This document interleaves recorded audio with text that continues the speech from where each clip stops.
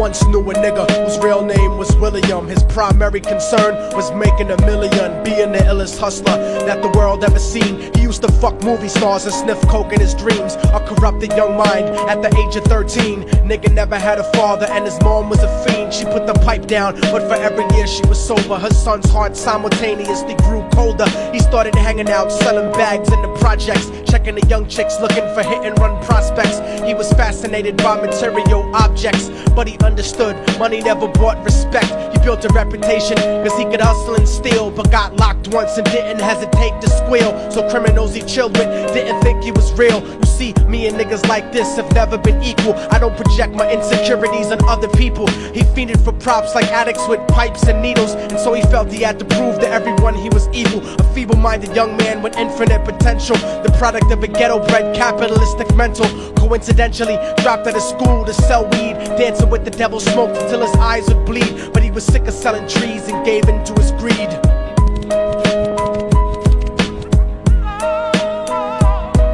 Everyone tryna be trife, never face the consequences. You probably only did a month for minor offenses. Ask a nigga doing life if he had another chance. But then again, there's always the wicked that knew in advance. Dance forever with the devil on a cold cell block. But that's what happens when you rape, murder, and sell rock. Devils used to be gods, angels that fell from the top. There's no diversity because we're burning in the melting pot.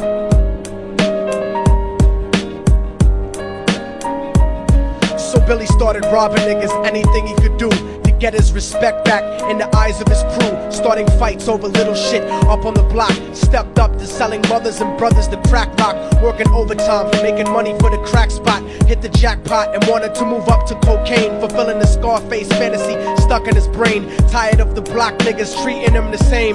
He wanted to be major like the cutthroats and the thugs, but when he tried to step to him, niggas showed him no love. They told him any motherfucking coward can sell drugs. Any bitch nigga with a gun can bust slugs. Any nigga with a red shirt can front like a blood. Even Puffy smoked the motherfucker up in the club. But only a real thug can stab someone till they die. Standing in front of them, staring straight into their eyes, Billy realized that these men were well guarded, and they wanted to test him before business started. Suggested raping a bitch to prove he was cold-hearted. So now he had a choice between going back to his life or making money with made men. Up in the sight, his dreams about cars and ice made him agree a hardcore nigga is all he ever wanted to be. And so he met them Friday night at 2:45.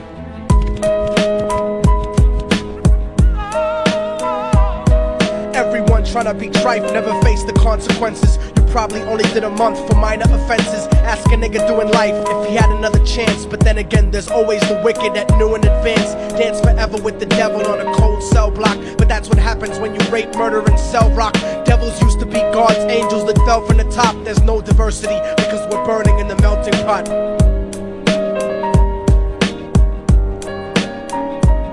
They drove around the project slow while it was raining, smoking blunts, drinking and joking for entertainment, until they saw a woman on the street walking alone, 3 in the morning, coming back from work on the way home. And so they quietly got out the car and followed her. Walking through the projects, the darkness swallowed her. They wrapped her shirt around their head and knocked her onto the floor. This is it, kid, now you got your chance to be raw. So Billy yoked her up and grabbed the chick by the hair and dragged her into a lobby that had nobody there. She struggled hard, but they forced her to go up the stairs. They got to the roof and then held her down on the ground, screaming, "Shut the fuck up and stop moving around." The shirt covered her face, but she screamed and clawed. So Billy stomped on the bitch till he broke in her jaw. Them dirty bastards knew exactly what they were doing. They kicked her until they cracked her ribs and she stopped moving. Blood leaking through the cloth, she cried silently.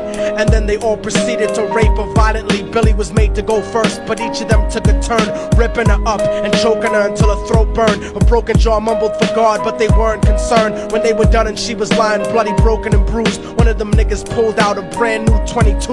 They told him that she was a witness for what she'd gone through, and if he killed her, he was guaranteed a spot in the crew. He thought about it for a minute, she was practically dead, and so he leaned over and put the gun right to her head. I'm falling and I can't turn back. I'm falling and I can't turn back. Right before he pulled the trigger and ended her life, he thought about the cocaine with the platinum and ice, and he felt strong standing along with his new brothers. Cocked the gat to her head and pulled back the shirt cover, but what he saw made him start to cringe and stutter, cause he was staring into the eyes of his own mother. She looked back at him and cried cause he had forsaken her. She cried more painfully, and when they were raping her, his whole world stopped. He couldn't even contemplate. His corruption had successfully changed his fate, and he remembered how his mom used to come home late, working hard for nothing, cause now what was he worth? He turned away from the woman that had once given him birth, and crying out to the sky cause he was lonely and scared, but only the devil responded cause God wasn't there. And right then he knew what it was to be empty and cold, and so he jumped off the roof and died with no soul. They say death takes you to a better place, but I doubt it. After that they killed his mother and never spoke about it. And listen, cause the story that I'm telling is true, cause I was there with Billy Jacobs and I raped his mom too. And now the devil follows me